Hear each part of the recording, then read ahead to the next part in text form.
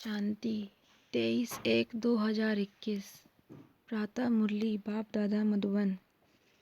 मीठे बच्चे, कदम कदम पर श्रीमत पर चलते रहो। यह ब्रह्मा की मत है या शिव बाबा की, इसमें मूंझो नहीं। प्रश्न है, अच्छी ब्रेन वाले बच्चे कौन सी गुह्य बात सहज ही समझ सकते हैं? उत्तर है, ब्रह्मा बाबा समझा रहे हैं या शिव बाबा। यह बात अच्छी ब्रेन वाले सहज ही समझ लेंगे। कई तो इसमें ही मूंझ जाते हैं। बाबा कहते, बच्चे बाप दादा दोनों इकट्ठे हैं, तुम मूंझो नहीं, श्रीमत समझकर चलते रहो। ब्रह्मा की मत का रिस्पॉन्सिबल भी शिव बाबा है। ओम शांति। रूहानी बाप बच्चों को समझा रहे हैं। तुम समझते हो, हम ब्राह्मण ही रूहानी बाप को पहचानते हैं। दुनिया में कोई भी मनुष्य मात्र रूहानी बाप, जिसको गॉड फादर या परम पिता परमात्मा कहते हैं, उनको जानते नहीं हैं। जब वह रूहानी बाप आए तभी रूहानी बच्चों को पहचान दे। यह नॉलेज न सृष्टि के आदि में रहती न सृष्टि के अंत में रहती। अभी तुमको नॉलेज मिली है, यह है सृष्टि के अंत और आदि का संगम युग।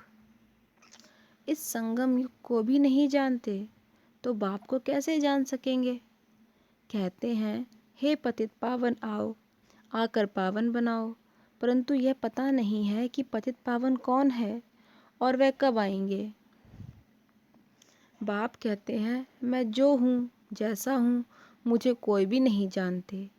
जब मैं आकर पहचान दूँ तब मुझे जाने। मैं अपना और सृष्टि के आदि मध्य अंत का परिचय संगम युग पर एक ही बार आकर देता हूँ। कल्प बाद फिर से आता हूँ। तुमको जो समझाता हूँ वह फिर प्रायः लोप हो जाता है। सतयुग से लेकर कलयुग अंत तक कोई भी मनुष्य मात्र मुझ परमपिता परमात्मा को नहीं जानते हैं, ना ब्रह्मा विष्णु शंकर को जानते। मुझे मनुष्य ही पुकारते हैं। ब्रह्मा विष्णु शंकर थोड़े ही पुकारते हैं। मनुष्य दुखी होते हैं तब पुकारते हैं। सूक्ष्म वतन की तो बात ही नहीं। रूहानी बाप आकर अपने रूहानी बच्चों अर्थात रूहों को बैठ समझाते हैं। अच्छा, रूहानी बाप का नाम क्या है? बाबा जिसको कहा जाता है, जरूर कुछ नाम होना चाहिए। बरोबर नाम एक ही गाते हैं, शिव। यह नामी ग्रामी है, परंतु मनुष्यों ने अनेक नाम रखे हैं। भक्ति मार्ग में अपनी ही बुद्धि से यह लिंग रूप बना दिया है। नाम फिर भी शिव है। बाप कहते हैं, मैं एक बार आता हूँ, आकर मुक्ति जीवन मुक्ति का वर्षा देता हूँ। मनुष्य भल नाम लेते हैं, मुक्ति धाम निर्वाण धाम, परंतु जानते कुछ नहीं हैं। न बाप को जानते हैं न देवताओं को। यह किसको भी पता नहीं है। बाप भारत में आकर कैसे राजधानी स्थापन करते हैं, शास्त्रों में भी ऐसी कोई बात नहीं है। परम पिता परमात्मा कैसे आकर आदि सनातन देवी देवता धर्म की स्थापना करते हैं। ऐसे नहीं सतयुग में देवताओं को ज्ञान था जो गुम हो गया। नहीं, अगर देवताओं में यह ज्ञान होता तो चलता आता। इस्लामी बौद्धी आदि जो हैं उन्हों का ज्ञान चलता आता है। सब जानते हैं यह ज्ञान प्रायः लोप हो जाता है। मैं जब आता हूँ तो जो आत्माएं पतित बन राज्य गंवा बैठी हैं, उन्हों को आकर फिर पावन बनाता हूँ। भारत में राज्य था फिर गंवाया कैसे है, यह भी किसको पता नहीं। इसलिए बाप कहते हैं, बच्चों को कितनी तुच्छ बुद्धि बन गई है। मैं बच्चों को यह ज्ञान दे प्रारब्ध देता हूँ, फिर सभी भूल जाते हैं। कैसे बाप आया, कैसे बच्चों को शिक्षा दी, वह सब भूल जाते हैं। यह भी ड्रामा में नूंद है। बच्चों को विचार सागर मंथन करने की बड़ी बुद्धि चाहिए। बाप कहते हैं, यह जो शस्त्र आदि तुम पढ़ते आए हो, यह सतयुग त्रेता में नहीं पढ़ते थे, वहाँ थे ही नहीं। तुम यह नॉलेज भूल जाते हो। फिर गीता आदि शास्त्र कहाँ से आया? जिन्होंने गीता सुनकर यह पद पाया है वही नहीं जानते तो फिर कैसे जान सकते? देवताएं भी जान नहीं सकते, हम मनुष्य से देवता कैसे बने? यह पुरुषार्थ का पाठ ही बंद हो गया। तुम्हारी प्रारब्ध शुरू हो गई, वहाँ यह नॉलेज हो कैसे सकती। बाप समझाते हैं, यह नॉलेज तुमको फिर से मिल रही है। कल्प पहले मिसल तुमको राजयोग सिखलाए प्रारब्ध दी जाती है, फिर वहाँ तो दुर्गति है नहीं, तो ज्ञान की बात भी नहीं उठ सकती। ज्ञान है ही सद्गति पाने के लिए, यह देने वाला एक बाप है। सद्गति और दुर्गति का अक्षर यहाँ से निकलता है। सद्गति को भारतवासी ही पाते हैं, समझते हैं हेवनली गॉडफादर ने हेवन रचा था। कब रचा यह कुछ भी पता नहीं। शास्त्रों में लाखों वर्ष लिख दिया है। बाप कहते हैं, बच्चों तुमको फिर से नॉलेज देता हूँ। फिर यह नॉलेज खलास हो जाती है तो भक्ति शुरू होती है। आधा कल्प है ज्ञान, आधा कल्प है भक्ति, यह भी कोई नहीं जानते हैं। सत्युग की आयु ही लाखों वर्ष दे दी है, तो मालूम कैसे पड़े। 5000 वर्ष की बात भी भूल गए हैं, तो लाखों वर्ष की बात कैसे जान सकें। कुछ भी समझते नहीं। बाप कितना सहज समझाते हैं। कल्प की आयु 5000 वर्ष है, युग ही 4 है। चारों का इक्वल टाइम 1250 वर्ष है।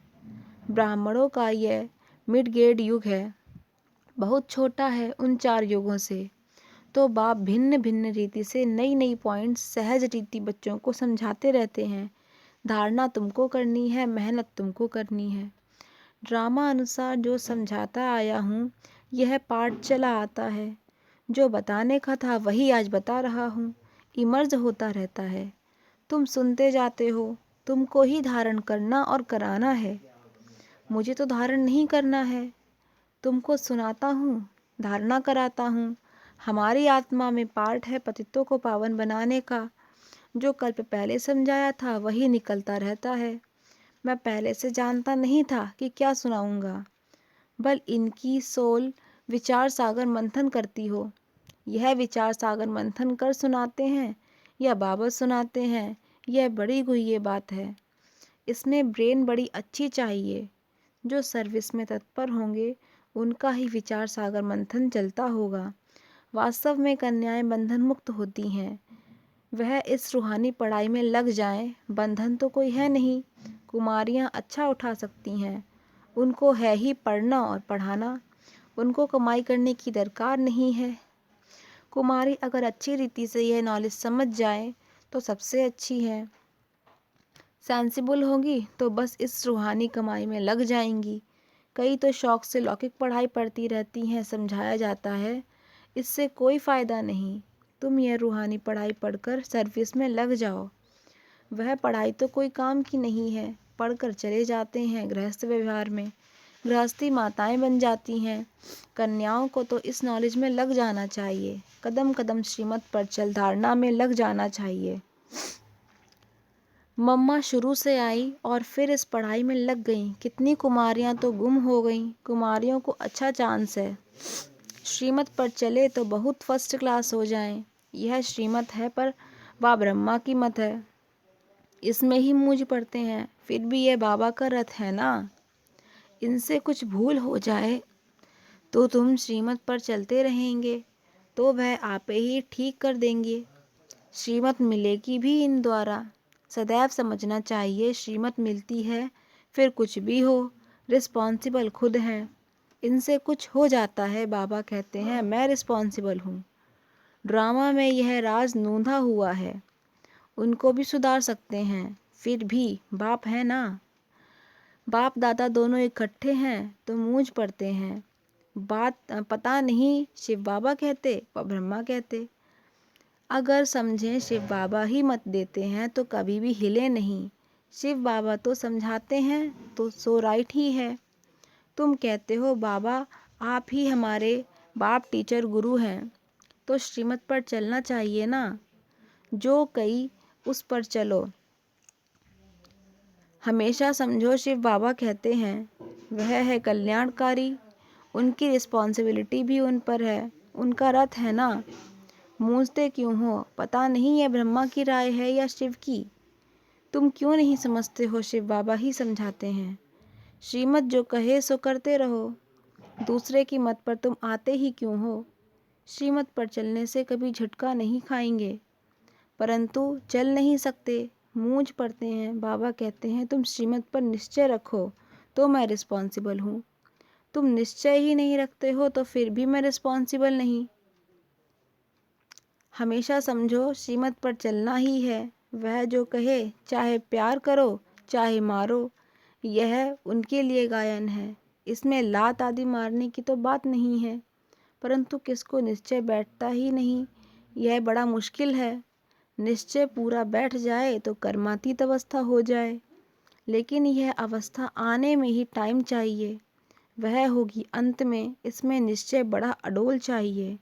शिव बाबा से तो कभी कोई भूल हो ना सके, इनसे हो सकती है। यह दोनों हैं इकट्ठे, परंतु तुमको निश्चय भी रखना है। शिव बाबा समझाते हैं उस पर हमको चलना पड़े तो बाबा की श्रीमत समझकर चलते चलो, तो उल्टा भी सुलटा हो जाएगा। कहाँ मिसअंडरस्टैंडिंग भी हो जाती है। शिव बाबा और ब्रह्मा बाबा की मुरली को भी बड़ा अच्छी रीति समझना है।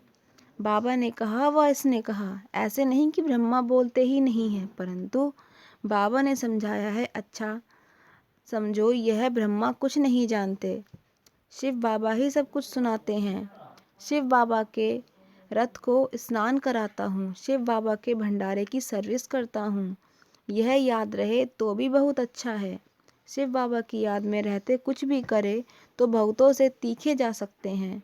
मुख्य बात है ही शिव बाबा के याद की, अल्फ और बे, बाकी है डिटेल।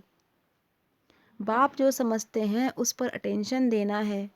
बाप ही पतित पावन ज्ञान का सागर है ना, वही पतित शूद्रों को आकर ब्राह्मण बनाते हैं, ब्राह्मणों को ही पावन बनाते हैं, शूद्रों को पावन नहीं बनाते।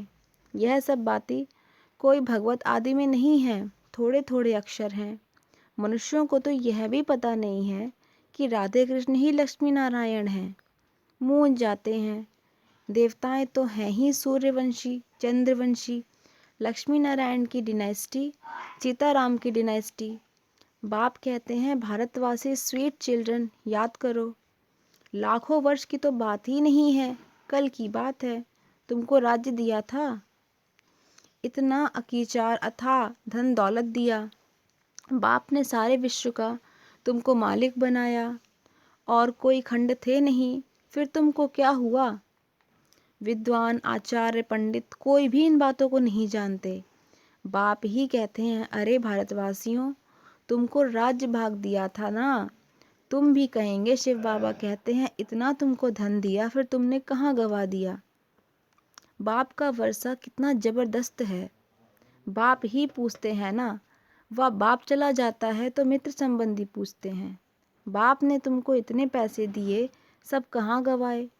यह तो बेहद का बाप है। बाप ने कौड़ी से हीरे जैसा बनाया, इतना राज्य दिया और पैसा कहाँ गया। तुम क्या जवाब देंगे, किसको भी समझ में नहीं आता है। तुम समझते हो बाबा पूछते ठीक है, इतने कंगाल कैसे बने हो। पहले सब कुछ सतो प्रधान था, फिर कला कम होती गई तो सब कुछ कम होता गया। सत्युग में तो सतो प्रधान थे, लक्ष्मी नारायण का राज्य था। राधे कृष्ण से लक्ष्मी नारायण का नाम जास्ती है।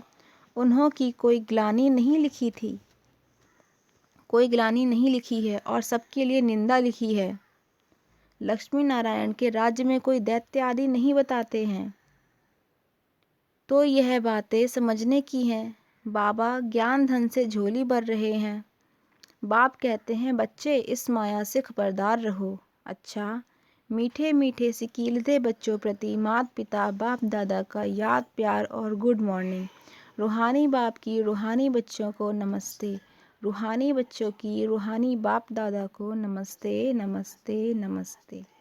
धारणा के लिए मुख्य सार है, पहली पॉइंट, सेंसिबल वन, सच्ची सेवा में लग जाना है। जवाबदार एक बाप है, इसलिए श्रीमत पे संशय नहीं उठाना है, निश्चय में अडोल रहना है। सेकंड पॉइंट, विचार सागर मंथन कर बाप की हर समझानी पर अटेंशन देना है, स्वयं ज्ञान को धारण कर दूसरों को सुनाना है। वरदान, अपने प्रत्यक्ष प्रमाण द्वारा बाप को प्रत्यक्ष करने वाले श्रेष्ठ तकदीरवान भव। विस्तार है। कोई भी बात को स्पष्ट करने के लिए अनेक प्रकार के प्रमाण दिए जाते हैं, लेकिन सबसे श्रेष्ठ प्रमाण प्रत्यक्ष प्रमाण है। प्रत्यक्ष प्रमाण अर्थात जो हो, जिसके हो, उसकी स्मृति में रहना। जो बच्चे अपने यथार्थ व अनादि स्वरूप में स्थित रहते हैं, वही बाप को प्रत्यक्ष करने के निमित्त हैं। उनके भाग्य को देखकर भाग्य बनाने वाले की याद स्वतः आती है। स्लोगन है, अपने रहम की दृष्टि से हर आत्मा को परिवर्तन करने वाले ही पुण्य आत्मा हैं। ओम शांति।